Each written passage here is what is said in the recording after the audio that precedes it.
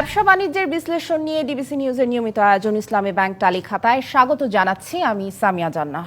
বাংলাদেশ সরকারের 2041 সাল নাগাদ স্মার্ট বাংলাদেশ বিনির্মাণের যে লক্ষ্য তার অনেকটাই নির্ভর করছে তথ্য প্রযুক্তি বা আইসিটি খাতের উপর।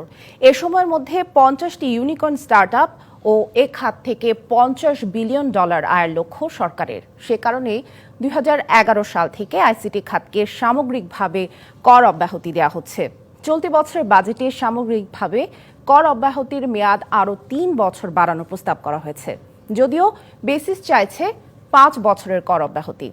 এদিকে জাতীয় রাজস্ব বোর্ডের তথ্য জানাচ্ছে কর অব্যাহতির কারণে বছরে আইসিটি খাত থেকে 1400 কোটি টাকা হারানো যাচ্ছে। এসব নিয়ে কথা বলার জন্য আজকের টালি খাতার বিষয় আইসিটি খাতে ট্যাক্স আরোপে কি ক্ষতি আলোচনা করতে আমাদের সঙ্গে আছেন ব্র্যাক বিশ্ববিদ্যালয়ের কম্পিউটার বিজ্ঞান ও প্রকৌশল বিভাগের অধ্যাপক ডক্টর এম কায়কোবাদ এবং বেসিসের সাবেক সভাপতি সৈয়দ আলমাস কবির। আপনাদের দুজনকে স্বাগত জানাচ্ছি। চলে যাচ্ছি আলোচনায়। সৈয়দ আলমাস কবির, আপনাকে দিয়ে শুরু করতে চাই। যেমনটা বলছিলাম যে 2011 সাল থেকে আসলে কর অব্যাহতি দেওয়া হচ্ছে এবং এবছর 3 বছরের জন্য কিন্তু বাড়ানো হয়েছে কর অব্যাহতির মেয়াদ, কিন্তু বেসিস যে চাচ্ছে 5 বছরের কর অব্যাহতি, এটার পেছনে আসলে কারণটা কি? দেখুন, আমরা জানি যে হ্যাঁ, অনেকদিন ধরেই গত প্রায় 13 বছর ধরে এই আইসিটি ইন্ডাস্ট্রি কর অব্যাহতি পেয়ে আসছে, এটা নিয়ে কোনো সন্দেহ নাই। এবং এজন্য সরকারকে আমরা অনেক অনেক ধন্যবাদ জানাই। কিন্তু প্রবলেম হচ্ছে যে আমরা যদিও 2011 থেকে এটা এনজয় করা শুরু করেছিলাম, কিন্তু আমাদের ইন্ডাস্ট্রি কিন্তু সেভাবে এগোতে পারেনি। তার প্রধান কারণ, যেটা দুটো কারণ অ্যাকচুয়ালি, প্রধান কারণ সেটা হচ্ছে আমাদের দক্ষ জনবলের অভাব ছিল, 1 নম্বর কথা। সেই কারণে আমাদের ইন্ডাস্ট্রিটা বড় হতে পারছিল না। এখনো এই সমস্যাটা কিন্তু রয়ে গেছে। ইদানিং হয়তো একটু একটু করে আমাদের একাডেমিয়াগুলো এগিয়ে আসছে এবং এখন হয়তো আমরা আস্তে আস্তে আগামী কয়েক বছরে আমরা বেশ দক্ষ জনশক্তি, জনবল আমরা পাবো। আর আরেকটা যেটা সমস্যা ছিল সেটা হচ্ছিল অবকাঠামোগত সমস্যা। আমাদের দেশে যে একেবারে সারা নেশন ওয়াইড যে আমরা ব্রডব্যান্ড ইন্টারনেটের কথা আমরা বলে আসছি, সেটা কিন্তু আমরা ছড়িয়ে দিতে পারিনি এবং এখন পর্যন্ত কিন্তু ফুললি ব্রডব্যান্ড আমরা ছড়িয়ে দিতে পারিনি। সো সেই জন্য কর অব্যাহতির সুযোগটা থাকা সত্ত্বেও এটার সম্পূর্ণ সুযোগটা বা অ্যাডভান্টেজটা আমরা নিতে পারিনি। সো যখন আমরা কোভিডের সময় যে ঘটনাটা ঘটলো, যে আমাদের সারা বিশ্ব একটা মন্দাভাব আসলো, আমাদের আইসিটি ইন্ডাস্ট্রিতেও মন্দাভাব আসলো, তখন অনেক আইসিটি কোম্পানি কিন্তু বন্ধ হয়ে গেছে এবং তারা শ্রিঙ্ক করেছে। তখন 2021 সালে তখন থেকে আমরা বলেছিলাম যে কর অব্যাহতি যেটা 24-এ শেষ হবে সেটাকে 21 থেকে 31 পর্যন্ত অর্থাৎ 10 বছরের জন্য বাড়িয়ে নেওয়া হোক। সো যদি সেটা হতো তাহলে দুটো জিনিস হতো। এক নম্বর হচ্ছে যে কোম্পানি যেগুলো ঘুরে দাঁড়ানো শুরু করছিল 21 সালে 22 সালের দিকে, তারা কিন্তু একটা ব্রিদিং স্পেস পেত এবং আবার তারা বড় হওয়ার জন্য যেভাবে যে মোমেন্টামটা সেটা আবার গ্যাদার করতে পারতো। আর 2 নম্বর সেটা অনেক ইম্পর্টেন্ট, সেটা হচ্ছে যে এরকম একটা যদি লং টার্ম একটা ট্যাক্স এক্সেমশনের একটা ঘোষণা থাকে, তাহলে বিনিয়োগকারীরা কিন্তু তখন উৎসাহিত হয় এই সেক্টরে বিনিয়োগ করার জন্য, দেশি বিনিয়োগকারী, বিদেশি বিনিয়োগকারী। সো এখন যেটা 3 বছরের জন্য যেটা করা হয়েছে, আমি অবশ্যই এটাকে স্বাগত জানাই। কিন্তু এইটা 3 বছর না, এটা কমপক্ষে 5 থেকে 10 বছর অর্থাৎ 2030-31 সাল পর্যন্ত এটা মিনিমাম করা দরকার। তার কারণ হচ্ছে যেটা বললাম, যে আপনি যদি লং টার্ম একটা বেনিফিট দেন, তখন দেখবেন যে এখানে অনেক বড় বড় কোম্পানিগুলো দেশ থেকে বিদেশ থেকে তারা এসে ইনভেস্ট করছে। আর এছাড়াও আমাদের যেটা আমি একটু আগে বলছিলাম যে একাডেমিয়াগুলো এখন তারা তাদের কারিকুলামে অনেক জিনিস ঢুকিয়েছে, নতুন নতুন টেকনোলজিগুলো ঢোকানো হয়েছে এবং এই ছেলে মেয়েগুলো যখন বের হবে আগামী 3-4 বছরের মধ্যে, তখন আমরা আসলে সত্যিকারের দক্ষ জনবলটা পাবো। তখন আমাদের সময় হবে যে এইটাকে আমাদের সম্পূর্ণরূপে এই যে কর অব্যাহতির এটাকে আমরা অ্যাডভান্টেজটা নিয়ে আমরা আমাদের এই ইন্ডাস্ট্রিকে আরো অনেক বড় করতে পারবো। সো সেই জন্য আমি মনে করি যে 3 বছর, যদিও এটা মানে নাই মামার চেয়ে কানা মামা ভালো বলতে পারেন, কিন্তু এটা 3 বছর না হয়ে মিনিমাম আরো 5 থেকে 10 বছর হওয়া উচিত ছিল এবং এই ঘোষণাটা এখনই দেওয়া উচিত। ওই বছর বছর না বাড়িয়ে যদি একটা লং টার্ম ঘোষণা দেওয়া হয়, তাহলে বিনিয়োগকারীরা বিনিয়োগ করার জন্য উৎসাহিত হবে। জি, ধন্যবাদ আপনাকে। আমরা ডক্টর কায়কোবাদের কাছে এবার যেতে চাই। ডক্টর কায়কোবাদ নিশ্চয়ই শুনতে পাচ্ছেন আমাকে। সৈয়দ আলমাস কবির যেমন বলছিলেন যে কি কি কারণে আসলে কর অব্যাহতির প্রয়োজন রয়েছে, কিন্তু এর কর অব্যাহতির কারণে বড় একটি রাজস্ব থেকে কিন্তু সরকার বঞ্চিত হচ্ছে। সেক্ষেত্রে আসলে পুরোপুরি কর অব্যাহতি না করে যদি কিছুটা কমানো যায় করের ক্ষেত্রে, সেক্ষেত্রে কতটা ট্যাক্স দেয়া যেতে পারে, আপনি কি মনে করছেন? আপনাকে ধন্যবাদ। আসলে তো যে কোনো খাত থেকে ট্যাক্স কমানো এটা তো অত্যন্ত জনপ্রিয় একটা প্রস্তাব, আবদার, তাই না? আমরা 2011 সাল থেকে এই কর অব্যাহতি পেয়ে আসছি। তা আমরা তখন নিশ্চয়ই সরকারকে ওয়াদা করেছিলাম এই কর অব্যাহতি দিলে আমাদের কি কি সুবিধা হবে।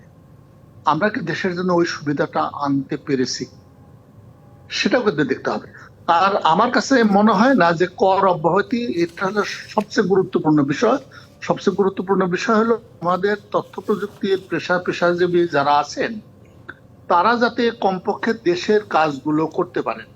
আমরা জানি আমাদের দেশের অনেক বড় বড় ভৌত অবকাঠামো হয়েছে গত 10-15 বৎসরে। সেটা যদি বঙ্গবন্ধু যমুনা সেতু থেকে শুরু করি, পদ্মা সেতু, কর্ণফুলী টানেল, তারপর এখন পায়রা বন্দর হচ্ছে।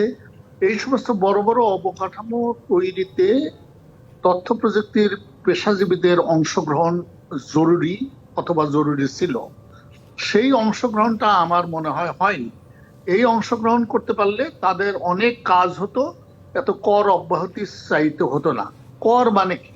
একজনের পয়সা সরকারের কাছে যাবে, এটা তো আমাদের দেশের টাকা দেশেই থাকবে, এখানে তো কোনো ক্ষতি নাই, কেমন ক্ষতি নাই। তো আমার মনে হয় যে সবচেয়ে বড় সমস্যা হলো আমাদের পেশাজীবী যারা আছেন তাদের যথেষ্ট কাজ দরকার। কমপক্ষে দেশে যে কাজগুলো আছে সেই কাজগুলো যাতে তারা করতে পারে।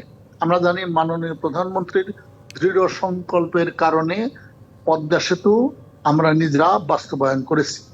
কিন্তু আমি আবার শুনতে পারলাম পদ্মা সেতুর টোল আদায়কারী সফটওয়্যারটার জন্য কোরিয়ান কোম্পানি 700-800 কোটি টাকা নিয়ে যাবে। এই কাজটি সহজেই আমাদের পেশাজীবীরা পেতে পারত। মাননীয় প্রধানমন্ত্রী বলেছেন ডিজিটাল বাংলাদেশ, স্মার্ট বাংলাদেশ, এই স্লোগানগুলো অবশ্যই খুবই ভালো, আমাদের দেশের জন্য যুৎসই। কিন্তু এটা করার জন্য বিদেশি কম্পিউটার, বিদেশ থেকে সফটওয়্যার এবং বিদেশ থেকে ইঞ্জিনিয়ার আসলে কিন্তু প্রকৃতপক্ষে বাংলাদেশ ডিজিটাল হতে পারবে না। আমাদের ডিজিটাল সক্ষমতা বাড়াতে হবে। আমাদের পেশাজীবীদের এই সক্ষমতা বাড়তো যদি এই বড় বড় কাজগুলো তারা করতে পারতেন। এখন ভারত, আমাদের পার্শ্ববর্তী দেশ, 180-90 বিলিয়ন ডলার বিদেশ থেকে উপার্জন করে, 180-90 বিলিয়ন ডলার। আমরা যদি তার 7 গুণ ছোট হই তাহলে আমাদের কত আয় করা উচিত? আমাদের সংখ্যাটা কিন্তু এর ধারে পাশে নয়। প্রকৃতপক্ষে আমরা হয়তো বলতেই পারবো না 1990 সাল, 91 সাল, 92 সাল, 2015 সাল, 16 সাল, 20 সাল, 21 সালে আমরা কত আয় করেছি। আমরা যদি সেই তথ্যগুলি যদি দেখি, সেই টাইম সিরিজ যদি দেখি, আমার মনে হয় না যে এটা খুব একটা সুখকর একটা টাইম সিরিজ আমাদের জন্য হবে। আমাদের লম্বা সময়ের জন্য পরিকল্পনা দরকার। আলমাস সাহেব ঠিকই বলেছেন, প্রকৃতপক্ষে আমরা যদি কর অব্যাহতি দেও সেটাও একটা লম্বা সময়ের জন্য দেওয়া উচিত, যাতে আমাদের পেশাজীবীরা পরিকল্পনা করতে পারে, যথাযথভাবে পরিকল্পনা করতে পারে। আমাদের আসলে ঘুরে দাঁড়াতে হবে। আমরা এই পর্যন্ত যা করেছি তা নয়, আমরা ভালো করি নাই। আমাদের অন্যান্য দেশের সাপেক্ষে দেখতে হবে, নিজের সাপেক্ষে দেখার সুযোগ নাই। কারণ আমরা বলি এটা গ্লোবাল ভিলেজ না, আমাদের প্রতিনিয়ত প্রতিযোগিতা করতে হচ্ছে অন্য সবার সাথে, অন্য সবার সাপেক্ষে আমাদের অবস্থান। এই এনবিআর এর সফটওয়্যার সেটা ভিয়েতনামের তৈরি, তাহলে হবে কিভাবে? আমাদের নিজেদের তৈরি করতে পারতে হবে। অর্থাৎ নিজেদের এই খাতটাতে যেসব ঘাটতি আছে সেগুলোকে দূর করে আসলে খাতটিকে আরো শক্তিশালী করে তুলতে হবে, সেই পরামর্শই দিচ্ছেন আপনি। আমাদের একটি বিরতি নেবার, জি আলমাস কবির আপনার কাছে আসবো আমরা, বিরতির পরে আমরা আসছি আপনার কাছে, সময় হয়েছে একটি বিরতি নেবার। বিরতি নিচ্ছি। ব্যবসা বাণিজ্যের বিশ্লেষণ নিয়ে ডিবিসি নিউজের নিয়মিত আয়োজন ইসলামী ব্যাংক টালি খাতায় সঙ্গে থাকুন। আবারও স্বাগত জানাচ্ছি ব্যবসা বাণিজ্যের বিশ্লেষণ নিয়ে ডিবিসি নিউজের নিয়মিত আয়োজন ইসলামী ব্যাংক টালি খাতায়। আজকের টালি খাতার বিষয় আইসিটি খাতে ট্যাক্স আরোপে কি ক্ষতি। আমরা চলে যাচ্ছি আবারও আমাদের গেস্টদের কাছে। আমাদের সাথে আছেন সৈয়দ আলমাস কবির। জি, আপনার কাছে জানতে চাই, আমরা যেটা বলছিলাম যে কর অব্যাহতির বিষয়ে এবার কিন্তু 19টি সাব সেক্টরকে আসলে কর অব্যাহতি দেওয়া হয়েছে।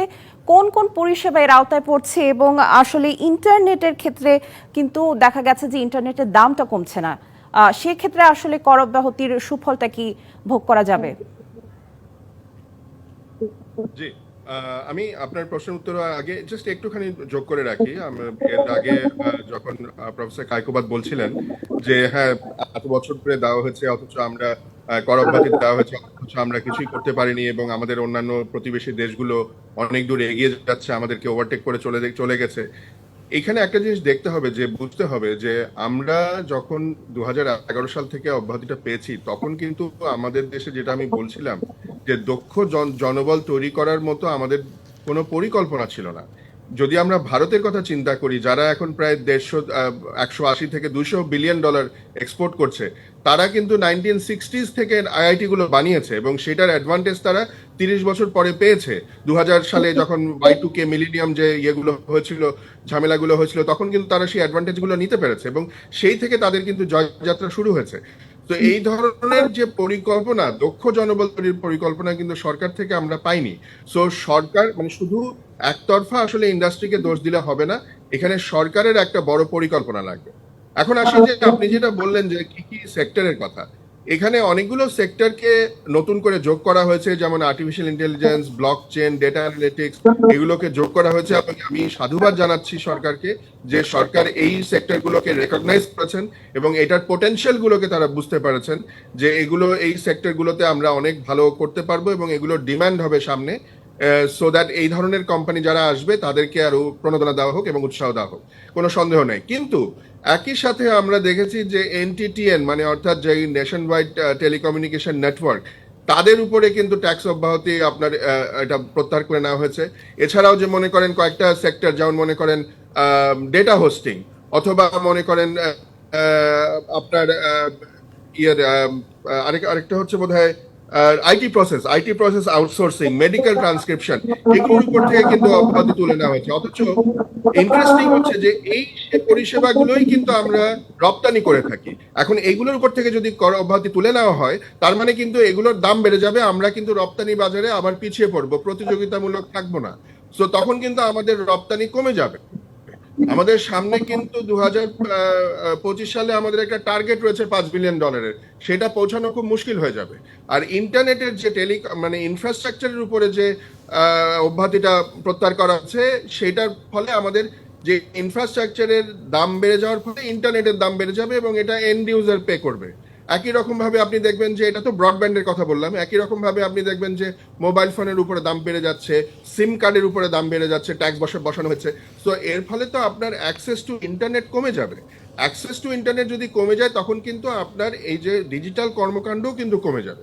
আপনি কিছুক্ষণ আগে বলছিলেন, মানে প্রোগ্রামের শুরুতে আপনি বলছিলেন যে এখান থেকে কর অব্যাহতির ফলে অনেক টাকার রাজস্ব কিন্তু আপনি বলছেন যে এনবিআর লস করে, জাতীয় রাজস্ব বোর্ড। কিন্তু কত টাকা লস করবে?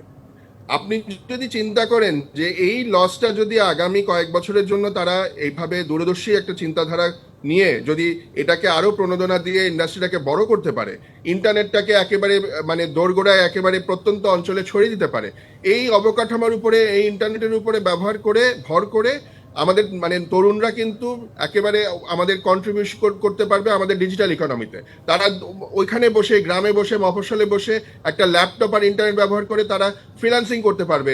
গৃহবধূরা সেখান থেকে বসে আচার বানিয়ে বিক্রি করতে পারবে, অর্থাৎ ডিজিটাল কমার্সে তারা কন্ট্রিবিউট করতে পারবে। সো তখন কিন্তু পরোক্ষভাবে অনেক বেশি রাজস্ব আসবে। তো আমার মনে হয় দূরদর্শী একটা পদক্ষেপ নেওয়া দরকার। এবং আমি এই যে ডেটা হোস্টিং বা এইগুলোর উপরে যে আমাদের কর অব্যাহতি প্রত্যাহার করা হয়েছে, এটা কিন্তু আমি একেবারে কিন্তু বুঝতে পারছি না, যেখানে আমরা চেষ্টা করে যাচ্ছি যে বাংলাদেশে জি ডেটা সেন্টারগুলো সৈয়দ তৈরি আলমাস হোক, কবির, জি data আমরা center- বুঝতে পেরেছি, আমাদের আসলে হাতে সময় কম আছে, আমরা একটু ডক্টর কায়কোবাদের কাছ থেকে তার পরামর্শ জানতে চাই। ডক্টর কায়কোবাদ, আমরা একদম সংক্ষেপে আসলে জানতে চাই, আমরা বলছিলাম যে আমাদের প্রতিবেশী দেশের তুলনায় আমরা কিন্তু সেই রপ্তানির যে টার্গেটটা সেটা পূরণ করতে পারছি না। সেক্ষেত্রে আসলে সার্বিকভাবে এই আইসিটি খাতের উন্নয়নে কর অব্যাহতির পাশাপাশি কি করা উচিত? এবং আরো একটি প্রশ্ন আমার কাছে ছোট করে জানতে চাই, ই কমার্সের বিকাশে আইসিটি খাত কতটা আসলে করমুক্ত হওয়া উচিত? অবশ্যই ই কমার্সের সুবিধাগুলো যদি আমরা পেতে চাই, পেতে পারি, তাহলে আমাদের অর্থনীতি বিস্তৃতি লাভ করবে, এ বিষয়ে কোনো সন্দেহ নাই। আমরা কিন্তু দেখুন, এই 85-90 সাল থেকে আইসিটিকে অত্যন্ত গুরুত্বপূর্ণ খাত ধরেছি, থার্ড সেক্টর বলেছি, তারপরে ডিজিটাল বাংলাদেশ প্রতিষ্ঠার কথা 2008 সালে বলেছি, এবং স্মার্ট বাংলাদেশ প্রতিষ্ঠার কথা বলেছি। তো এগুলো করার জন্য যা কিছু করা প্রয়োজন, যেমন দক্ষ জনবলের অভাবের কথা আমরা বলছি, তাহলে দক্ষ জনবল তৈরি করতে হবে। কেমন? তার জন্য কি আমরা কোনোরকম চেষ্টা করেছি? আমাদের আইসিটি খাতের থেকে কত টাকা উপার্জন করব, আমার মনে হয় তো জাতীয় অধ্যাপক জামিলুল্লাহ চৌধুরী স্যারের নেতৃত্বে উনি একটা টার্গেট সেট করেছিলেন। তা আমার মনে হয় না আমরা টার্গেটের আশেপাশে গিয়েছি, এবং এখনো আমাদের হয়তো তেমন একটা টার্গেট নাই। জি জি ডক্টর কায়কোবাদ, আমরা বুঝতে পেরেছি আসলে সার্বিকভাবে ভূমিকা রাখতে হবে এই খাতের উন্নয়নের জন্য। ধন্যবাদ আপনাদের দুজনকে আমাদের সাথে যুক্ত হওয়ার জন্য। ব্যবসা বাণিজ্যের বিশ্লেষণ নিয়ে ডিবিসি নিউজের নিয়মিত আয়োজন ইসলামী ব্যাংক তালিক খাতায় আজ এ পর্যন্তই। সঙ্গেই থাকুন।